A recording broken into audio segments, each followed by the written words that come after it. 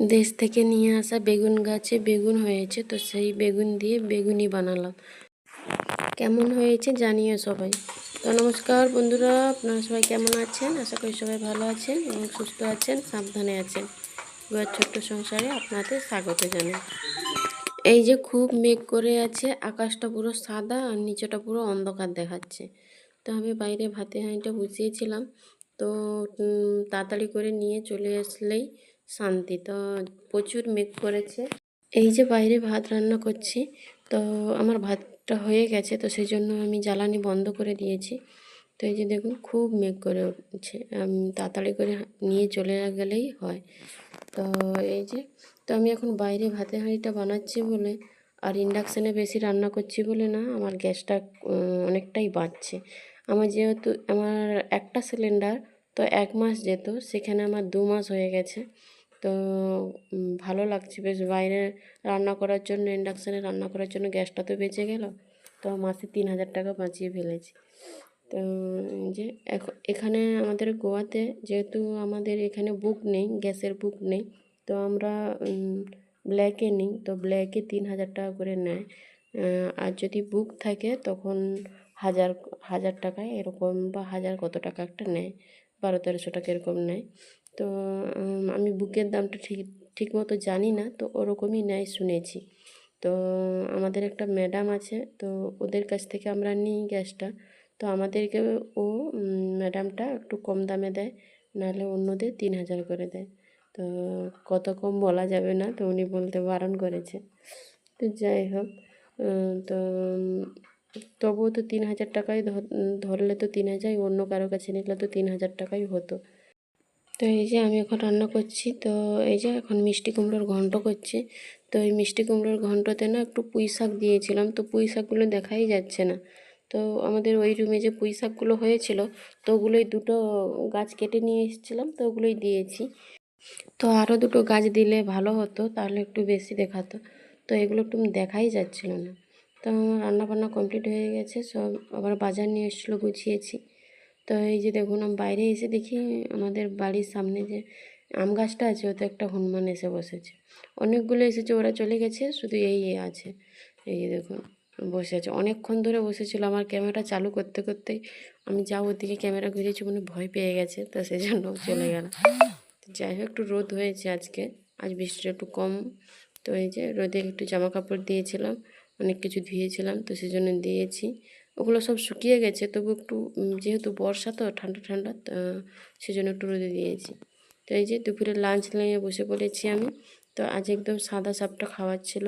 তো উচ্ছে সিদ্ধ আর ভেন্ডি সিদ্ধ আর মেথি শাক ভাজা, আলু দিয়েছি একটু অল্প করে, আর এই যে মিষ্টি কুমড়োর ঘন্ট, আম কাটা আর ডাল, আর এই যে গন্ধরাজ লেবু। আজ একটু রান্নাটা তাড়াতাড়ি হয়ে গেছে, যেহেতু সব সেদ্ধ সেদ্ধ, তো তাড়াতাড়ি হয়ে গেছে সেজন্য। তো যে কোনো সবজিপাতি বলুন, আমার ভাজা না হলে সেদ্ধই বেশি ভালো লাগে। আমার তরকারি অতটা পছন্দ না হলেও, তরকারি পছন্দ নয় সেটা নয়, তো আমার সব থেকে যেন ভাজা আর সেদ্ধটাই বেশি ভালো লাগে। তো যাই হোক, এই যে এখন তো খাওয়া দাওয়া হয়ে গেছে সবাই। তো এই যে বিকেলবেলা ওর বাবা আর বড় ছেলেটা আমাদের ও বাড়িতে গিয়েছিলো। তো ও বাড়িতে গিয়ে দেখে বেগুন গাছে বেগুন হয়েছে। তো আগের বারে গিয়েছিলো, 3টা বেগুন নিয়ে এসেছিলো, আবার এবারে 3টা বেগুন নিয়ে এসছে। বেগুনগুলো না খুব সুন্দর, একদম নরম, আর একটু পোকা নেই কোথাও। তো আমি সেজন্য ভাবলাম, যখন একদম টাটকা বেগুন নিয়ে এসছে 3টা বড় বড়, তো ভাবলাম অনেক দিন বেগুনি হয়নি, তো বেগুনি বানাই। তো লম্বা লম্বা করে যেভাবে দোকানে বানাই, তো সেভাবেই বানাবো। এই গোয়াতে তো বেগুনি পাওয়া যায় না। তো বেগুনি বলুন, আলুর চপ বলুন, বা আমাদের দেশের মতো সিঙ্গাড়া বলুন, তো কিছুই পাওয়া যায় না এখানে তেলে ভাজা জিনিস। তো যা খেতে মন হবে, তো নিজেদেরকে বাড়িতেই বানাতে হবে। তো বাড়িতে বানালেও তো দেশের মতো স্বাদ হয় না, দেশের দোকানের মতো। তো যাই হোক, দুধের স্বাদ ঘোলে মেটানোর মতো আর কি। তো এই যে আমি বেগুন কেটে নিয়েছি, কেটে ধুয়ে নিয়েছি। তো এই যে আমি এখন বেসনকে লবণ দিয়েছি আর একটু হলুদ দিয়েছি, দিয়ে ভালো করে ফেটে নিয়েছি। তো একটু তেল গরম করতে দিয়ে দিয়েছি, তেল গরমও হয়ে গেছে, তো সেই জন্য একটু ভাবছি এতে দিয়ে দিই, তো তাহলে একটু ভালো হয়, মানে একটু ফোলা ফোলা হয়। তো সেই জন্য এই যে একটু তেল দিয়ে ভালো করে আবার একটু ঘেটে নিচ্ছি। তো তারপরে আমি বেগুনিটা বানাবো। তো বড় ছেলেটা খুব এক্সাইট, কারণ ও যেহেতু তুলে নিয়ে এসছে, আমি বললাম বেগুনি বানাবো, তো ও একদম রেডি, বলছে হ্যাঁ হ্যাঁ অনেক দিন বেগুনি খাইনি। তো এই যে আমার বেগুনি বানানো হয়ে এসছে। তো ও এসে দেখে চলে গেছে, মা হচ্ছে? আমি বলছি কেন? না আমি একটা নেব। বলছে ঠিক আছে হোক, তারপরে তোকে ডাক। তো আমার বেগুনি ভাজার পরে আমি ওকে ডাকলাম, তো অনেকক্ষণ এসে ও একটা প্লেট নিয়ে দাঁড়িয়ে আছে, এই যে দেখুন। আমি বললাম নিয়ে নে একটা। না বলছে গরম, আমি কী করে বাম করে এই ছান্তাটা দিয়েই তুলে নে, যেহেতু আমার হাতে ব্যাটার আছে, তো বেসন লেগে আছে, তো সেই জন্য আমি ওকে দিতে পারছিলাম না। তো ও তো পেয়ে খুব খুশি, ও চলে গেছে। ও পাশে গেতে এবার ওর ভাই দেখতে পেয়ে সে এবার কান্না জুড়ে দিয়েছে, সে নেবে। তো সেও এসে হাজির, আমা আমা আমা করছে। তো ফের ওকে একটা বেগুনি হাফ দিক কেটে, মানে হাফ কেটে দিয়েছি আর কি, কেটে একটা বাটি করে দিয়েছি।